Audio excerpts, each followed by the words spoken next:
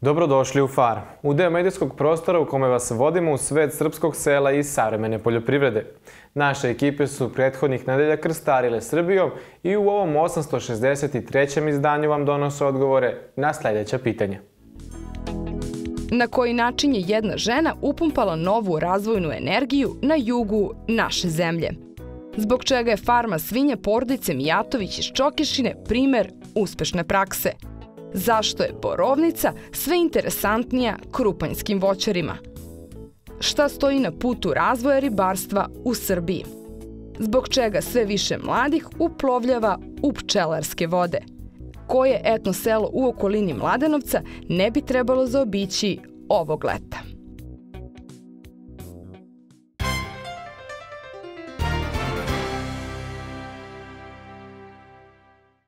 Mnoge porodice u Lozničkom i Krupanjskom kraju posljednjih godina upustile su se u novu voćarsku avanturu, proizvodnju visoko žbunaste borovnice.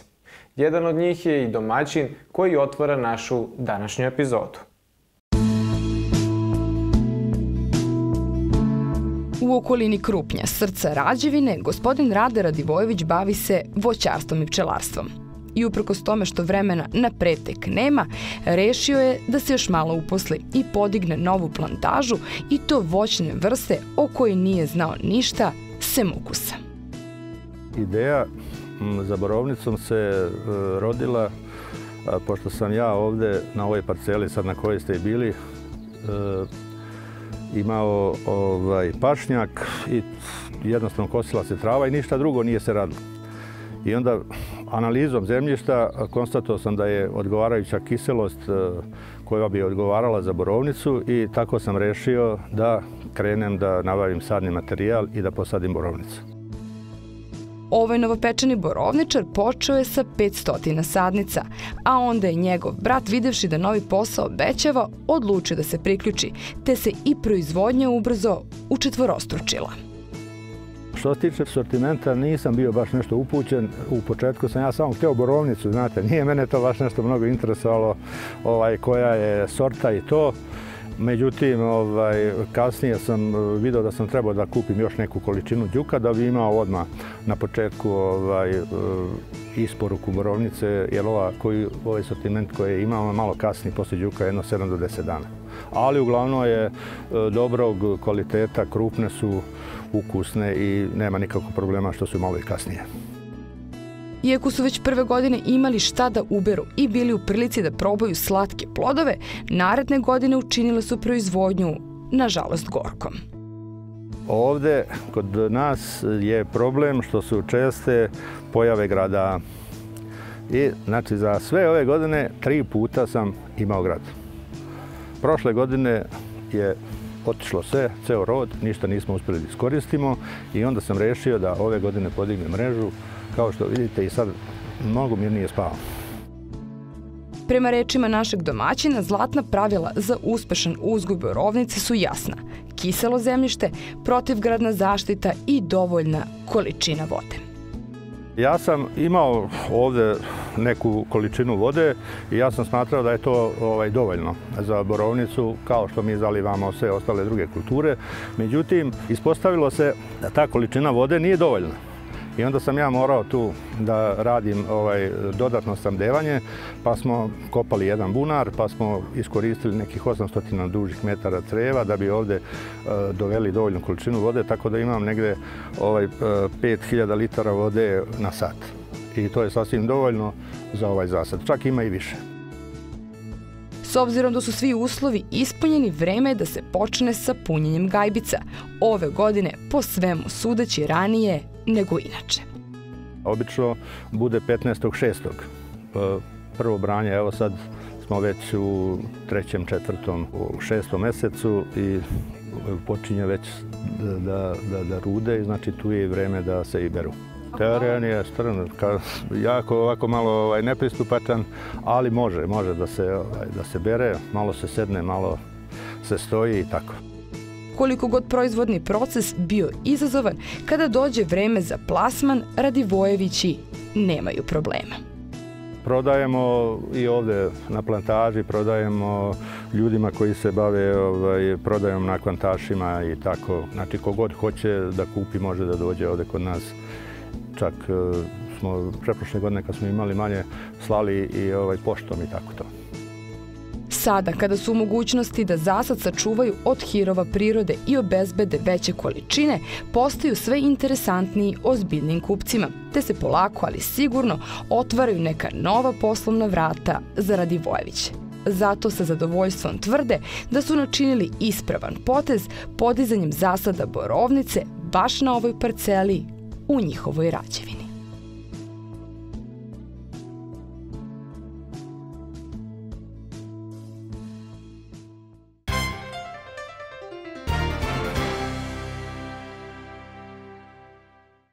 Prije 3 godine naša ekipa upoznala je porodicu Mijatović iz Čokešine, tačnije sve ženske članove, i uverila se da i u svinjarskoj proizvodnji mogu da se ostvaruju dobri rezultati i da nema mesta za pesimizam ni onda kada ne ide sve kako je planirano.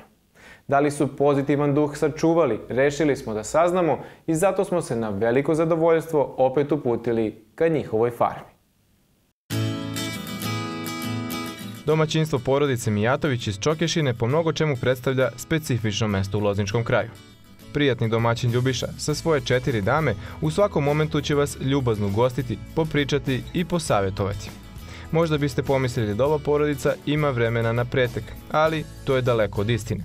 Naime, vremena za odmor gotovo da nemaju. Bave se svinjarstvom i ovčarstvom, obrađuju zemlju, a povrh svega stižu da svoje domaćinstvo drže pod konac. Dobra organizacija je ključ svega, a Ljubišin glavni zadatak je briga o svinjarskoj proizvodnji. U pitanju je farma svinja, mala farmica, neke 30 do 40 krmača. Mi uzgajamo veliki okšir kao osnovnu svinju, ukrštamo sa danskim lanarasom zbog plodnosti, imamo dobre rezultate, dobru plodnost, što nije baš specifično za okšira, ali to kažemo sa 13, 14, 15, 16, 18, pa neka čak i 20 prašne prasade. Glava porodice Mijatović nam govori da se prema svinjama odnose kao prema ljudima, a naša ekipa se uverila u to na licu mesta. Zna se da je možda najveća mana svinjarskog posla to što svakodnevno radite sa životinjama koje gacaju u blatu, pa ste i vi osuđeni na to. I to što je problem skučenih i zagušljivih prostorija gotovo svakodnevnica kod srpskih svinjara. Međutim, na ovom imanju potpuno je drugačija priča. Pošto im svinja obezbeđuje lagodan život, logično je što ova porodica ulaže veliki trud, a i sredstva da dobije što kvalitetnijeg tovljenika. Krmačeva dajemo premikse patent ko suprastim i dajemo granulice, kasnije ranimo sa sanom. Dobro se nalazimo, žitarice su nam dobre. Žitarice ako ima buđu nemojte davati stoci, to nema nikakve priče. To možete da dajete možda preživarima, ali svinjama ne može, jer svinča ne srči od čoveku. Što vama ne miriše, neće njoj mirisati, neće ne jesti. Minazelje treba ubacivati uvek od krmača, pogotovo zbog mekinja. Prasad, ako leže vam stalno, znači da je dobro, ako spavaju. Ako prasici se ujedaju, grizu za repove, vataju u veta jednim drugima, ne valja hrana. U celom poslu oko svinja najviše tereta na sebe preuzima Ljubiša, ali ni pomoć cele porodice nije zanemarljiv faktor. Kaže nam naš domaćin da je jedino i tako moguće biti siguran da rezultati neće izostati, jer niko neće uložiti više truda u ceo posao od njegove žene i dece. Oni zavise od toga i koliko budu bili vredni, toliko će imati profita. To je najbitnije. I tako se djeca usmjeravaju na jedan ispravan, realan put. Godina kao godina mi proizvedemo godišnje možda do 1000 prasadi, od toga utovimo možda 300-400, od tih 300-400 ode u dalju produkciju možda 50 do 100 u podmladak, u genetiku, ostalo završava na klanju. Svaka životinja koja je jednom dobila neku injekciju ne može ići u dalju produkciju, ne može ići u zapad osnovni. Za svinjare je poznato da su konstantno nezadovoljni otkupnim cenama. Ipak i po tom pitanju se razlikuje ovaj uzgajivač. Ne možete vi da gledate nešto na 3 mjeseca, na 5 mjeseci. To je kao i svuda. Ako je svinja mnogo u ponudi, ona će biti jeftina u prodaji. Mi smo isto recimo skoro utovarali neke 40-50 komada svinja po 155 dinara. Takva bila pijaca, da kažemo, takva cena. Ali recimo sad su već 170 plus PDV, tako da je to već nešto bolje. Ljubiša je išao po svetu. Upoznao se i sa nemačkim i danskim načinom uzgoja svinja i deo njihove prakse je preneo i na svoje domaćinstvo. Poručuje da i pored toga što se domaći svinjari žale na stanje, u ovom delu stočarstva postoji dobra šansa za zaradu. Zato su i planovi ovog domaćinstva okrenuti prema proširenju proizvodnje, ali postepeno. Čovjek mora biti malo i u nekim ravojima realnosti. Naravno da se širimo sa sopstvenim sredstvima. Bez pomoći banke, ne bih to voleo i to je loše i pogubno jer kredit je lako uzeti. Ali pošto je svinjarstvo tako kao kupus da potrebit ćete cenu svake 5. godine, onda morate ipak biti odmereni u svemu i ne konfuzni i ne da to brzo shvaćate. Polako, a sigurno.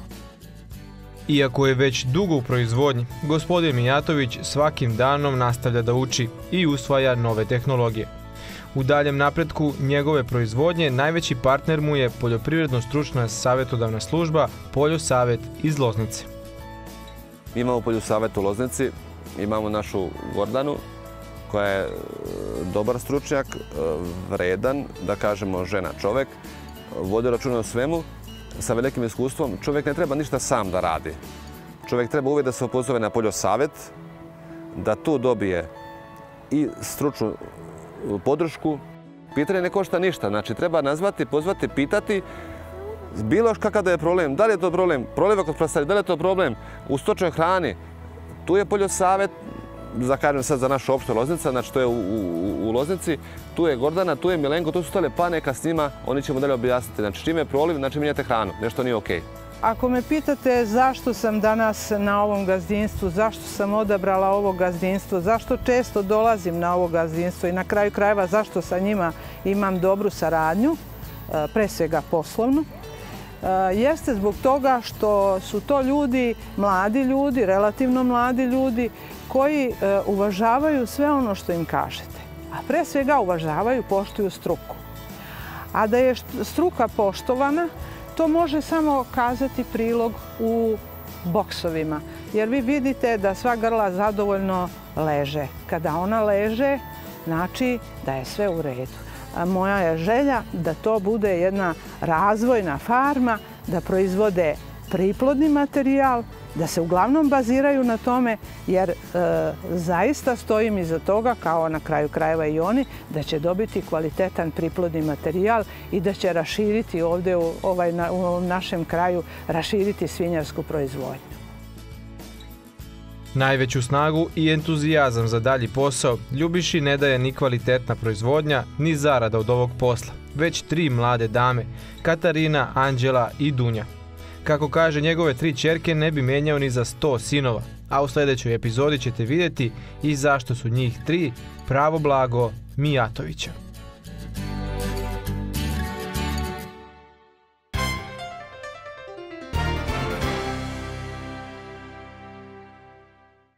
Nije nikakva tajna da sela u zabitijim delovima Srbije masovno umiru. Takva sudbina sigurno bi dočekala i selo Tamjanica u opštini Bela Palanka da jedna sposobna žena nije rešila da se vrati na svoju dedovinu i započne uzgoj lekovitog i aromatičnog bilja. Od tada i ovo mestašce doživljava pravi preporod. Blještavo plavo nebo, ljubičasta lavanda, žuto smilje i crvena zemlja.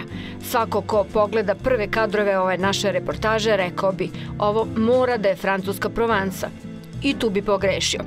Snimci su zabeleženi u ataru sela Tamjanica, udaljenom svega 18 km od Niške banje i plod su decenijskog truda Ljiljane Petrović, izuzetno uspešnog estradnog menadžera koja je rešila da napusti taj posao i posveti se nekom manje stresnom zanimanju. To su bili trenuci kad sam ja odlučivala čime ću da se bavim ovako do kraja života i s obzirom da je ovde Žalfije bila prirodno stanište, palo mi na pamet da zaista lekovito bilje može da bude interesantno.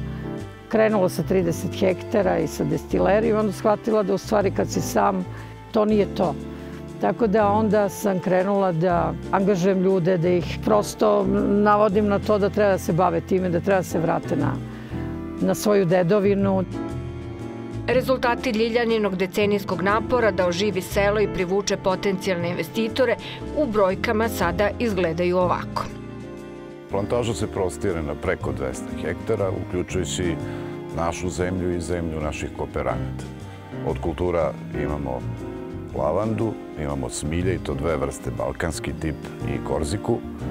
Imamo kamilicu, pre svega kamilicu romanu, imamo melisu i imamo ružu. Također imamo dve velike parcele, jedna je pod borovnicom, a jedna pod trešnjom. Imamo negde 20 kooperanata, od toga njih 4 ili 5 većih i ostalo manjih. Mada i svi zaposleni koji ovde rade imaju svoju zemlju i oni su praktično naši kooperanti. Pre 10 godina ovi kultivisani prelepi predeli bili su puni korova i trnja. Zemlju nije niko obrađivao, a usitnjene parcele od 5, 10 ili 15 ari nisu dozvoljavale zasnivanje bilo kakve ekonomski isplative proizvodnje.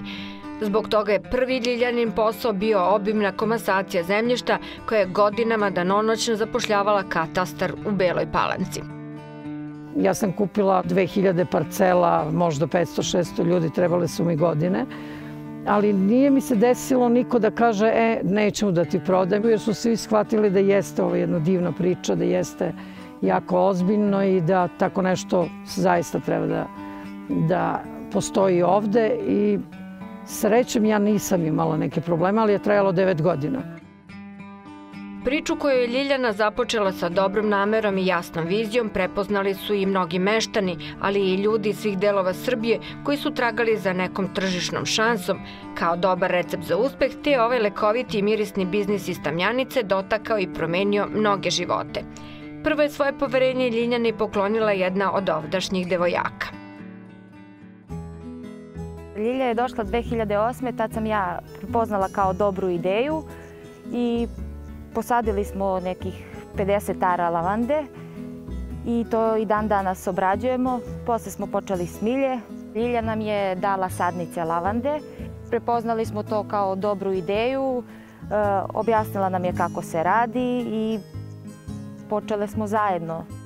Ljudima koji nisu imali nikakvo predznanje o gajanju lekovitog i aromatičnog bilja, plantaže Tamjanica su posao olakšale na mnogo načina.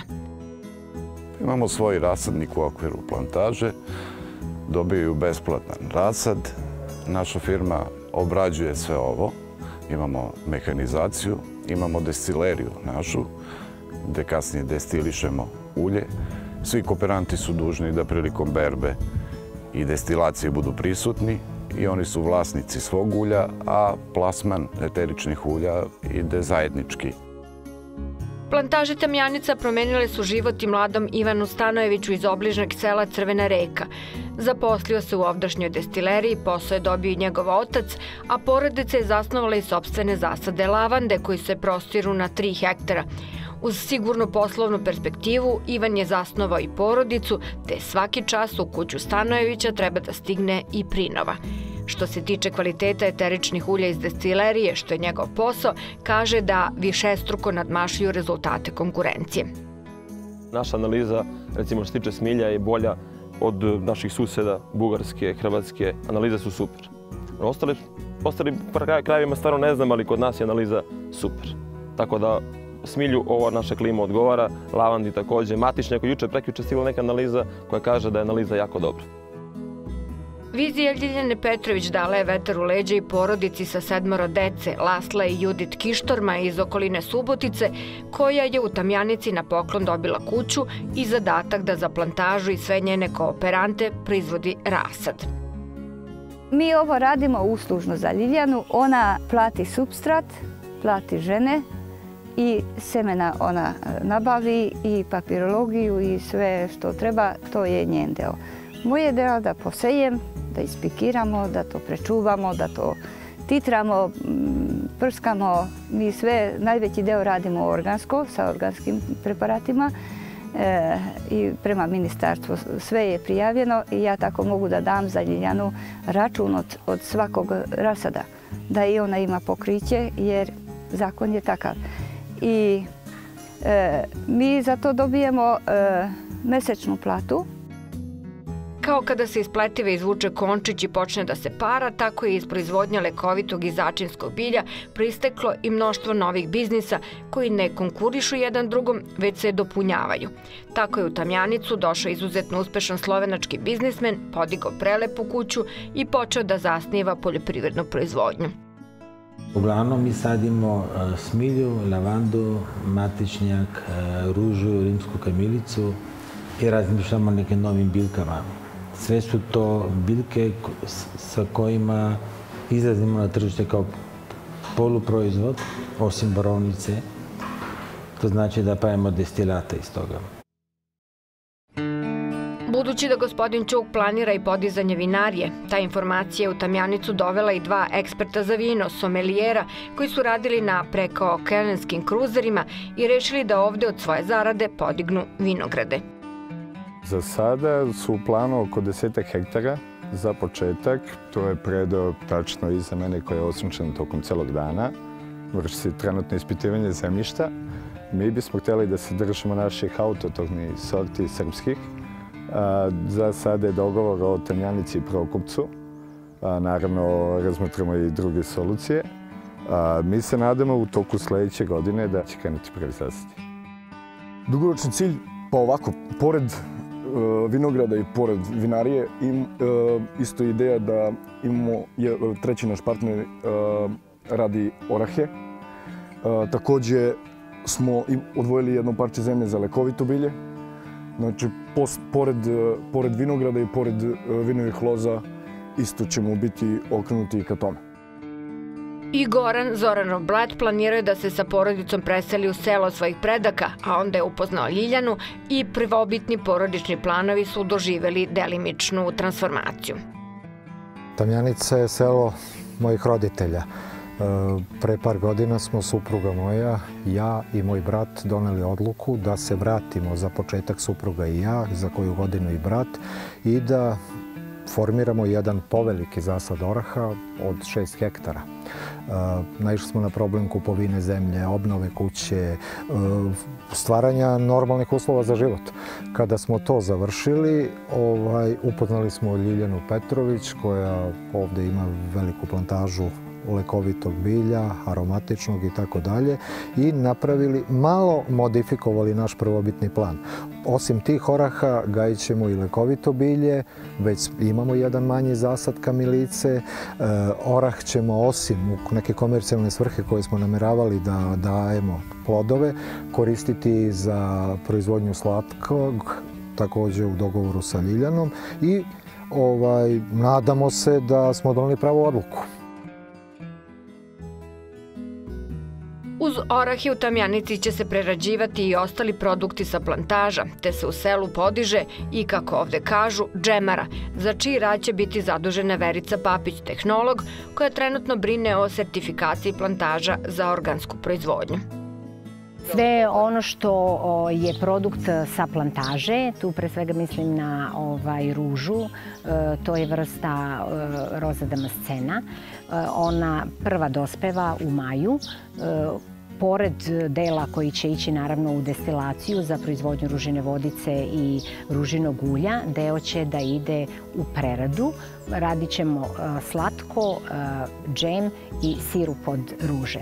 Nakon toga, pošto jedan deo plantaže zauzimaju zasadi borovnice, nakon toga će isto to da se radi, znači slatko, džem, sok od borovnica. Svi proizvodi će biti potpuno pravljeni na potpuno prirodan način, po tradicionalnim onim receptima, bez ikakvih dodataka, pošto je to i organski proizvod. Tamjanica uskoro dobije i etno restoran u koji novac ulaže jedna mlada Nišlika.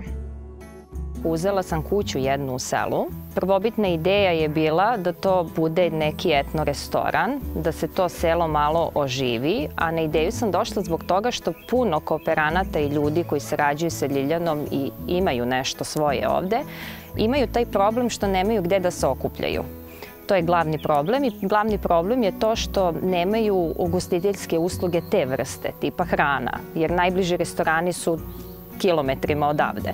Tako da sam došla na tu ideju uz razgovor sa Ljiljanom i podelila tu njenu viziju da se otvori etno-restoran sa organskom hranom, da se vratimo svojim korenima i oživimo selo i privučemo što više turista. U tom restoranu će izvor prihoda pronaći mnogi drugi meštani Tamjanice, jer Tijana planira da svojim gostima ponudi isključivo lokalne proizvode uzgojene na organski način. Mleko, jaja, meso, sve zavisi šta imaju i ko šta čuva, tako da biće prilika i za njih da učestvuju u svemu ovom. Eventualno da se napravi neki smeštaj, da ti ljudi svi koji budu došli ne dolaze samo na jedan dan, nego ostanu malo duže ovde i vide šta mi to u stvari radimo. Restoran bi trebalo da počne sa radom najkasnije idućeg proleća, a sa plantaža uskoro na tržište izlazi još jedan vrhunski organski proizvod koji je u saradnji sa stručnjacima osmislila jedna mlada Beograđanka.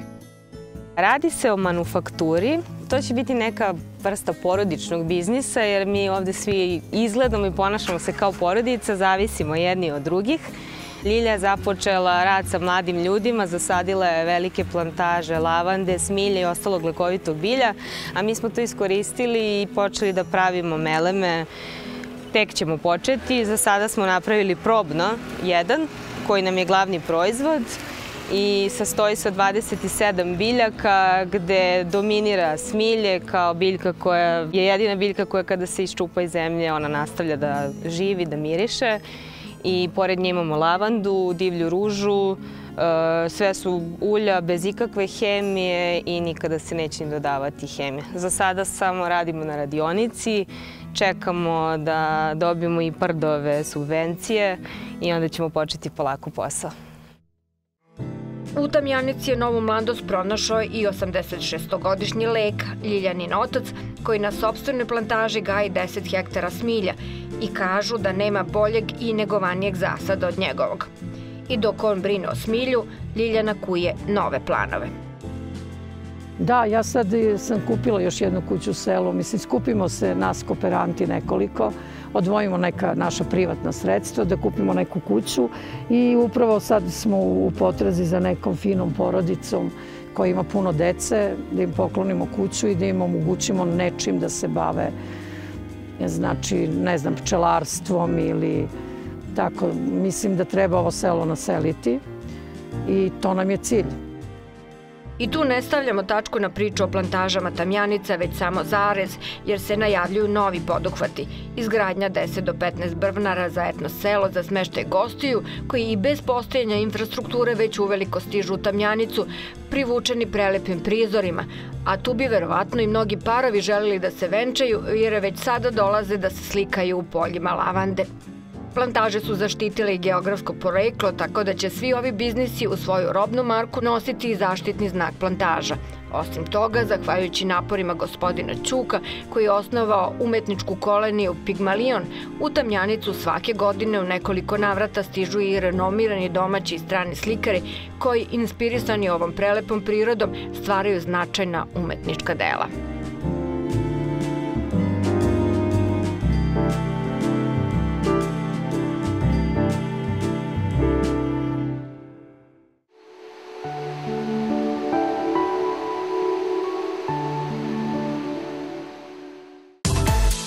Joyfol, vaš totalni herbicid. Nukleus, sistemični fungicid sa dvostrukim mehanizmom delovanja. Efikasno suzbija prouzrokovače plamenjače i antraknoze. Formulacija umanjuje mogućnost spiranja kišom. Karenca u paradajzu 7 dana. To je Nukleus. Murtonik, folijarno đubrivo sa mikroelementima za vrhunske prinose u ratarstvu, povrtarstvu, voćarstvu i vinogradarstvu. Murtonik i Murtonik Gold, Galenika fitofarmacija. Joyfol, vaš totalni herbicid.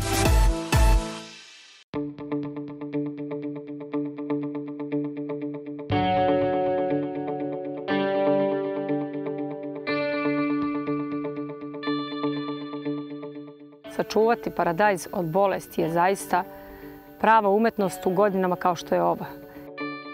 Moram biti iskren da to više nije problem. Folio Gold nam pruža priliku da mirno spavamo i da jednostavno funkcionišemo u ovoj fazi intenzivnog porasta paradajza. Folio Gold je definitivno preparat koji nudi takvo nešto. Kombinacija dve aktivne materije.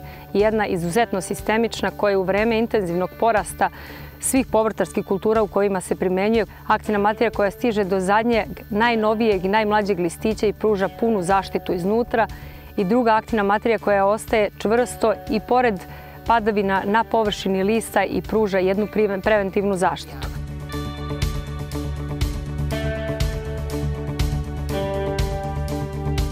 Ima dosta padavina, velika je vlažnost vazduha, visoke su temperature, dnevne temperature u jutarnjim satima iznose možda nekih do 20-25 stepeni i samim tim je potrebno da zaštitimo paradajz, pogotovo mi koji imamo jako veliku proizvodnju na nekih 150 hektara. Postoje mnoga rešenja, mi smo se odlučili za Folio Gold iz razloga što preparat pre svega suzbija i plamenjaču i alternariju. Folio Gold je prvenstveno zato što je sistemik i kontaktivni preparat, a ima i kurativno dejstvo. Znači, ukoliko se pojavi infekcija, u roku od 48 sati mi možemo da reagujemo. Isto tako, ne dolazi do ispiranja preparata, znači nakon sat vremena paradajz je zaštićen. Ukoliko radite sa pravim preparatima, možete mirno da spavate i to je najbitnije.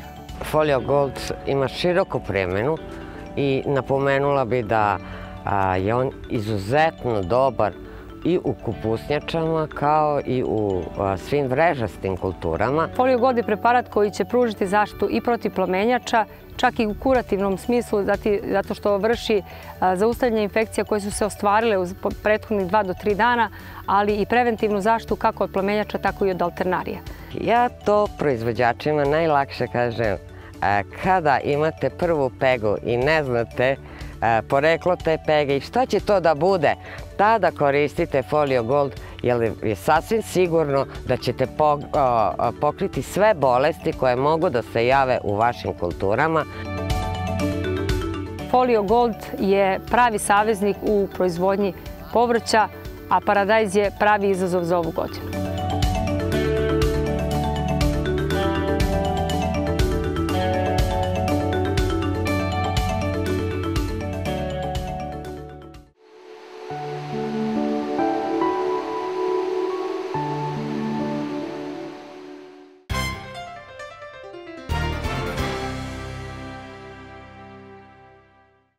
Projekat Lipov med za održivi razvoj Dunavskog mikroregiona, o čemu smo govorili u nekoj od prethodnih epizoda, osim podsticaja za veću proizvodnju sertifikovanog lipovog meda na Fruškoj gori, ima i drugi aspekt, a to je promocija preduzetništva i samozapošljavanja mladih pčelara. Zahvaljujući upravo tom projektu u proizvodnju meda na Fruškoj gori, u posljednjih nekoliko godina upustilo se na desetine mladih pčelara, a jedna od njih je Tatjana Kampel iz Novog Sada. Ideja je pre 5 godina prihvaćena s oduševljenjem jer je bila vezana za boravak u prirodi i proizvodnju korisnog proizvoda najpre za sebe, ali i za šire tržište, što je rezultiralo i određenom zaradom. Zbog Tatjane je cijela porodica počela da se bavi pčelarstvom, najpre kao pomoć i podrška, a sada to prerasta u porodični posao. Bio je u stvari to podsticaj da se uvedu neki novi ljudi, u stvari mladi ljudi, i tako je došlo do celog projekta. 10 mladih poljoprivrednika, ajde da kažemo tako, ljudi je počelo da se bavi pčelarstvom, grad im je pomogao u tome. Kao ceo taj projekat dobili smo po 10 košnica, u stvari rojeva, sa kompletnom opremom koja je potrebna za pčelarenje. Tako je počeo naš posao i polako onda se to već razvijalo iz godine u godinu i evo sad smo došli do toga da imamo nekih 60 košnica, nosimo košnice na pašu. U celom tom projektu je i Fruškogorski lipov med, u stvari sertifikacija Fruškogorskog lipovog meda u kojoj takođe učestvujemo. I jako je zanimljivo jer ljudi mogu onda da se pouzdaju i dobiju siguran kvalitet meda, znači nešto iza čega stoji država. Poslednje godine nisu zbog klimatskih i vremenskih prilika bile idealne za pčelare, pa je to mogao da bude i izvestan peh za mlade koji su tek zaplovili tim vodama, posebno kada je bagrem u pitanju. Ipak sve to je prevaziđeno jer je shvaćeno samo kao izazov i realnost sa kojom će morati da se bore u vremenu koje dolazi. Ajde da kažem, opet mi smo početnici novi, ne znamo ni kako bi to trebalo da izgleda kada je tako u punom cvatu, s obzirom da zadnjih tih 3-4 godine nije kako. Svi pričaju da je nekad bilo, ali bilo je sasvim dovoljno ono što je potrebno za nas i da imamo. Ovde smo sad trenutno na bagremcu. Bagremac je taj neki između, ajde da kažemo, bagrema i lipe. Njima jako prija u stvari bagrem i bagremac. U tom celom i razvoju i svemu i skupe sebi dovoljno i hrane da imaju energije za lipu. Lipa dosta duže traje. U Fruškoj gori mi smo zadnje 2 godine nosili Stari Ledinci i na Popovicu. Tamo smo bili baš u samoj šumi gde su na samom izvoru lipe i nije bilo ni jedne druge paše, tako da dobijamo stvarno čist lipov med koji je spreman za tu sertifikaciju, pošto po sertifikaciji mora da ima više od 60% polena lipe, što smo mi uspevali u prethodnim godinama. Ja se iskreno nadam da ćemo i ove godine. Iskustvo naše sagovornice je da je posljednjih godina i lipov med imao oscilacije, ali daleko manje nego bagrem. Čudi prirode treba upoznati, a rezultati dolaze tek onda kada naučimo da živimo u skladu sa njima. Pretprošle godine smo imali sasvim dovoljno lipovog meda, ali smo mi imali tu sreću da smo ostali nešto duže silom prilika nego što su svi ostali pčelari. Kada se sve raščistilo, lipa je ponovo počela malo da cveta, to je da otvara cvet. Prošle godine je bio jako velik problem ne u količini lipe, nego u vremenskim uslovima. Bilo je pretoplo, a lipa nije otvarala preko dana, otvarala je noću. Tako da, što se tiče lipovog meda prošle godine, mi ga praktično nismo ni imali. Sve što smo iskupili, sve je ostalo pčelama i njima za zimu i za ishranu. Nade se polažu u ovu godinu, jer je sve što se dešavalo tokom maja meseca, pa i prognoze za sam početak juna, kada počinje cvetanje lipe na Fruškoj gori, ukazivalo na dobre uslove za lipovu pašu. Ja se iskreno nadam mnogo boljim godinama nego prethodne 2.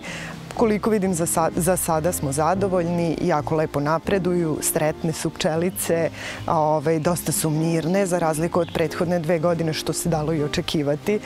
Tako da nadamo se svemu najboljem.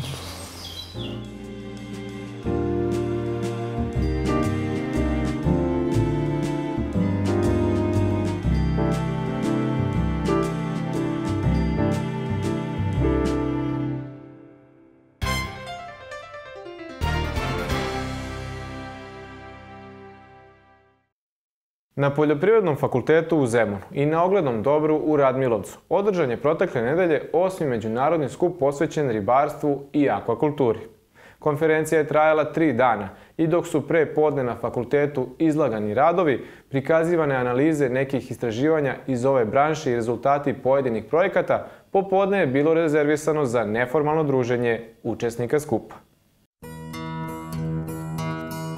Posle 3 godine u Beogradu su se ponovo okupili naučnici, stručnjaci, poslovni ljudi iz sveta ribarstva, akvakulture i hidrobiologije kako bi saopštili rezultate svojih istraživanja, razmenili informacije i iskustva, uspostavili novu i unapredili postojeću saradnju i prijateljstvo. Kao i na prethodnim konferencijama, među predavačima su bila najpoznatija imena iz sveta nauke, predstavnici velikog broja zemalja, udruženja, institucija i međunarodnih projekata. Ovog puta imamo partnere iz Nemačke koji su suorganizator ove naše konferencije. To su naši partneri iz Minhena, znači iz Nemačke, koji se bave biosigurnošću, tako da smo podržani ne samo od njih, nego i od IAS-a, to je Evropsko udruženje za akvakulturu, i od Pastija iz Grčke, opet udruženja ihtiologa, što dovoljno govori opet o podršci i zanimljivosti ovoga što mi radimo. Čuli su se zapanjujući podaci o razvoju ribarstva u pojedinim regijama i zemljama, naravno onima gde postoji tradicija ishrane ribom i drugim plodovima koji dolaze iz vodenog sveta.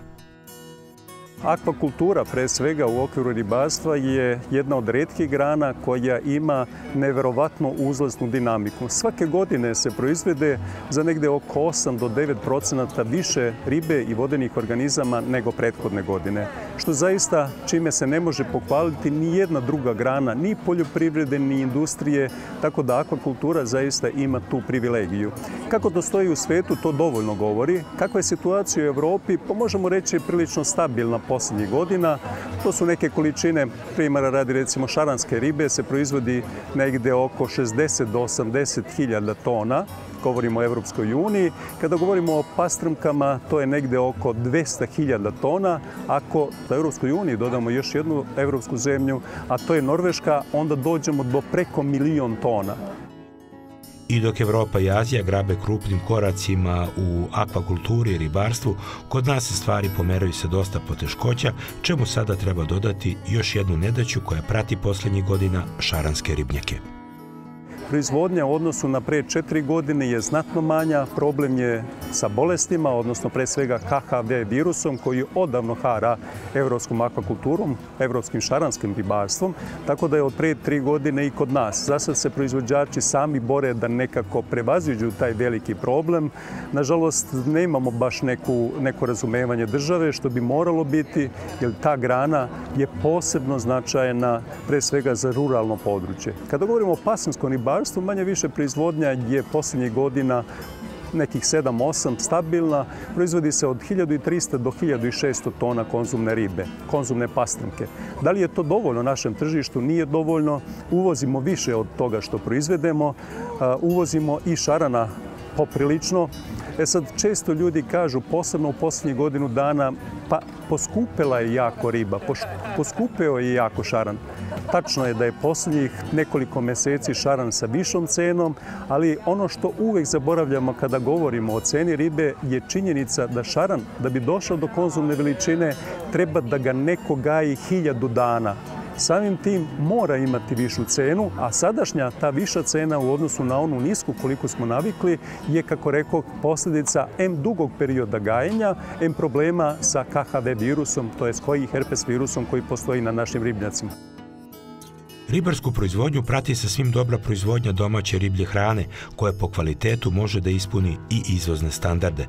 Za veću produkciju i korak dalje potrebno je, kada su šaranski ribnjaci u pitanju, iskoristiti i postojeće prirodne potencijale. Samo na području Vojvodine procenjuje se negde oko 200.000 hektara koji bi jednog dana mogli i trebali verovatno pretvoriti se u šaranske ribnjace. Radi se o neplodnim njivama, znači onim pašnjacima, o zaslanjenim zemljištima koje posle recimo 20 godina korišćenja kao šaranski ribnjaci bi postali plodni, ne prve klase, ali neke klase koja bi mogla da podrazumeva i bavljenje nekom ratarskom kulturom na tome, što znači moralo bi to da uđe u neku strategiju razvoja poljoprivrede, da se stimulišu ribnjaci, njihov nastanak, da se što više podrži, da se subvencije koje su sada 10 dinara po kilogramu ribe, koje su zaista simbolične, to bi moralo da bude bar 5-6 puta više, odnosno kada subvencije imaju svrhu postojanja, onda kada su više od PDV-a, tada bi sav promet ribe ušao u legalne tokove, ne bi više bilo crnog tržišta, a proizvođačima bi sigurno bilo i značajnije i lakše da se odupru svim nedaćama koji ih prate, što znači mogli bi i tekako da sa tom podrškom na neki način prežive ove posljednje 3, nadamo se da ih više neće biti, loše godine u šaranskom ribarstvu. U centralnoj Srbiji ribari dobijaju samo podsticaje od 10 dinara po kilogramu proizvedene ribe, dok u Vojvodini postoje programi koji pomažu pri podizanju ribnjaka. Sekretarijat za poljoprivredu autonomne pokrajine Vojvodine podržava podizanje novih ribnjaka, odnosno sanaciju, to jest rekonstrukciju starih ribnjaka. Trebalo bi preporučiti ministarstvu da to postoji i za ostatak Srbije. Postoje naravno mere i svakako razumevanje Ministarstva poljoprivrede od 2009. godine, od kada je ribarstvo pripalo stočarstvu, odnosno od kada ga na neki način pokriva zakon o stočarstvu. Postoje podrške u smislu opreme koje svakako i tekako dobro dođu proizvođačima da mogu da nabave nešto od savremene opreme i da dobiju povraćaj od ministarstva. Ali to, nažalost, nije dovoljno da bi imali nekakav dinamičan razvoj, onaj razvoj koji želimo u našem ribarstvu, u našoj akvakulturi. Učesnici skupa su uživali u neformalnom druženju u Centru za ribarstvo i hidrobiologiju oglednog dobra Poljoprivrednog fakulteta u Radmilovcu, gde je za njih organizovan prigodan kulturno-umetnički program. Meni za ovu priliku bio je brižljivo izabran, bilo je raznih kulinarskih đakonija, a sudeći prema interesovanju, gostima se najviše svidela riblja čorba i pržana riba iz naših ribnjaka.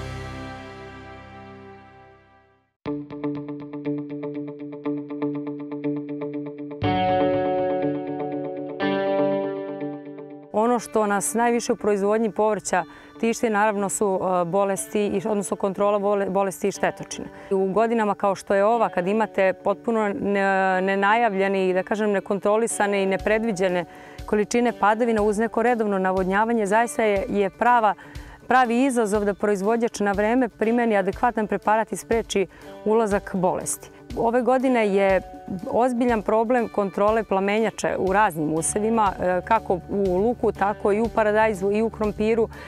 U kupusu problemi kontrole bolesti, zaista je to ove godine nešto što proizvođači prosto moraju da vrebaju moment kada će to da odrade, kada će odrade tretman. Najveći problemi su plamenjača botritis, to je trenutno problemi koji nas najviše stiskaju. Protiv njih se borimo upotrebom različitih pesticida, to je fungicida, kao što su Ridomil, Folio Gold. Folio Gold koristimo posebno sad kad je promenljivo vreme, kad noćne temperature padaju na ispod 10-11 stepeni. Posebno je formulisan da može da deluje na tim manjim temperaturama, ali također deluje do čak 35 stepeni. To ga čini jedinstvenim na tržištu. U zadnjih nekoliko godina je preparat bez kojeg se prosto povrtarska proizvodnja ne može ni zamisliti.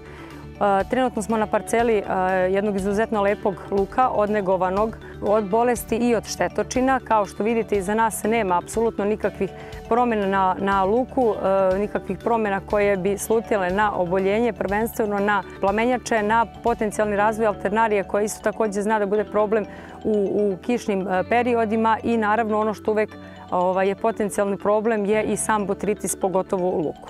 Kada je Folio Gold u pitanju, važno je napomenuti da je već posle sat vremena gro samo aktivne materije usvojeno i to je isto jedna velika prednost, jer u momentu kada vam praktično visi kiša iznad useva i kad niste u mogućnosti da kontrolišete kad da uletite sa preparatom i odradite, jako je važno da taj preparat brzo bude usvojen, da eventualno bilo koja kiša koja naiđe ne bude pretnja kvaliteta odrađenog tretmana.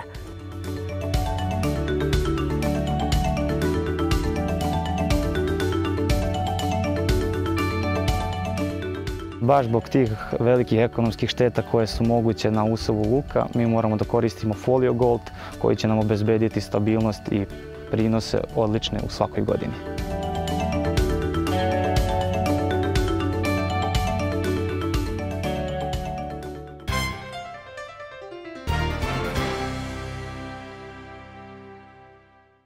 Počelo je leto i sezona odmora je sve bliža. Zato smo rešili da u narednim nedeljama predstavimo nekoliko etno sela, oaza za kompletan mir. Naš mini serijal započinjemo u okolini Mladenovca u selu Amerić. Zato ostanite sa nama. Gospodin Dragan Vujčić po završetku karijere vojnog pilota sa suprugom i 4 dece zamenio je beogradski asfalt tišim, zelenijim i spokojnijim okruženjem.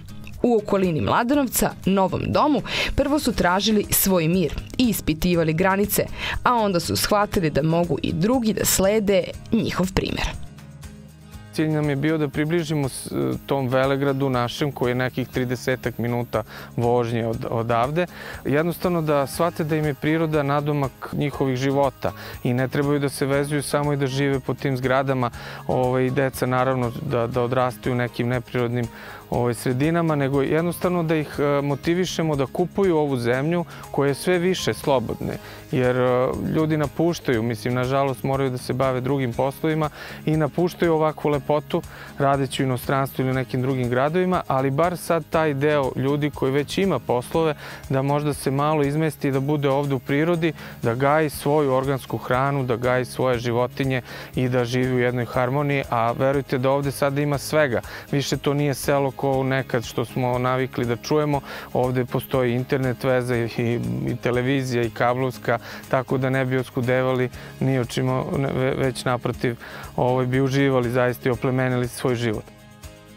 Za sve one koji nisu u mogućnosti da svoj život izmeste na neku ovakvu lokaciju, Vujčići su našli rešenje i otvorili seosko turističko domaćinstvo po ugledu na sela gde su deca nekada provodila raspuste i bezbrižno detinjstvo.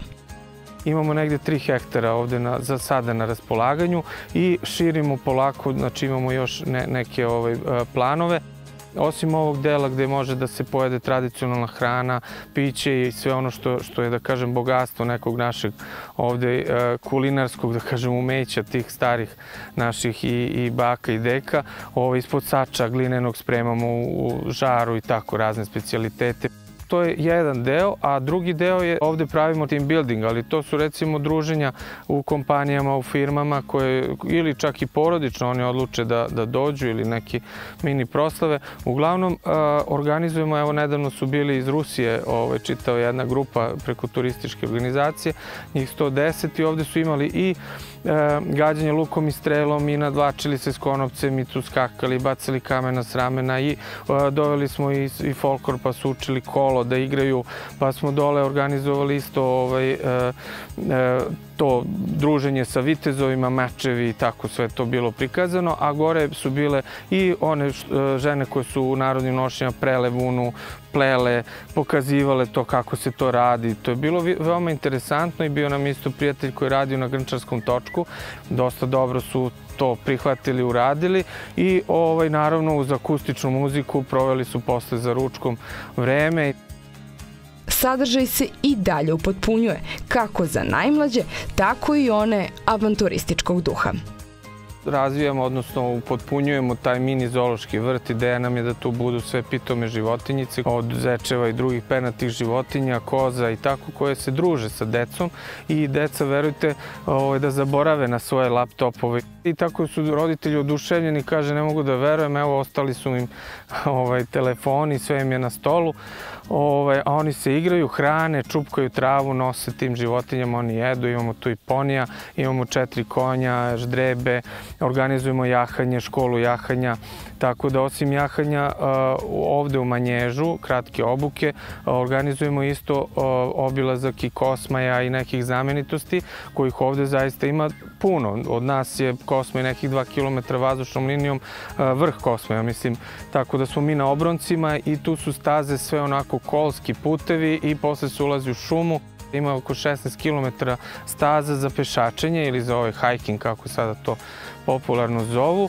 I mislim da se polako budi svesti naših ljudi iz Beograda da provode bez obzira, i ako čak i pročitaju da je malo kao nešto najavljena kiša, da dođu malo obučeni za tu namenu i da udahnu taj vazduh, jer ovde je divna jedna ruža vetrova sa Kosmaja, tako da baš puno učine za svoje zdravlje. A kada se gosti vrate iz šetnje, imaju gde i da odmore.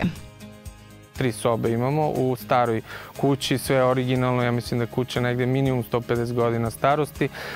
Obnovljeno je sve sa starim tim istim materijalom od blata i tako da je tu spavati, znači to je dodir sa prošlošću. Napravili smo i slamarice, znači nema dušeka klasičnih. Slamarice su osim slame punjene sa 9 aromatičnih još biljaka, ruzmarin, lavanda, majčina dušica, bosiljak i tako. Tako da dok se spava, one normalno se malo gnječi i taj miris, aroma se širi u sobi gde se spava, tu se loži naravno ručno i tako da nema televizor u toj sobi, moraju malo da se pogledaju u oči, da malo igraju karte, domine, nešto da popričaju. S obzirom da interesovanja Nemanjka, naš domaćin priželjkuje da njegovo etno selo postane zamajac razvoja turizma u tom kraju, odnosno da sadržajima i uslugom osvoji poverenje gostiju, a kada su u pitanju smešteni kapaciteti i prodaja poljoprivrednih proizvoda, da finansijske koristi imaju i njegove komšije. Za sada je put izuzetno trnovit, ali Vujčići imaju jasnu ideju vodilju i dovoljno snage, i to pre svega zahvaljujući svetlim pričama koja je nova poslovna avantura iznedrila, a naredna je jedna od njih. Devojčica bila s roditeljima u smeštaju u tim slamaricama, igrala se ovde, provela prelepi vikend i naravno prenela te svoje utiske na baki i deki i onda je idući vikend dovela i baku i deku. I oni kažu, znate šta nam je rekao, kaže, vodim vas u moje selo. Jer ona je to sebe doživjela kao da je to njeno selo i identifikovala se sa svima nama i nama je to zapravo stvarno onako postrek, da kažem, da shvatimo, to je to, u stvari nismo zalutali, ipak se isplati taj trud, idemo dalje u tom pravcu, pa sad koliko izdržimo, puno je izazova, da kažem, treba puno snage, energije i volje. Sigurni smo da će Vujčići pronaći dovoljno motivacije i istrajati u ovoj toploj poslovnoj priči.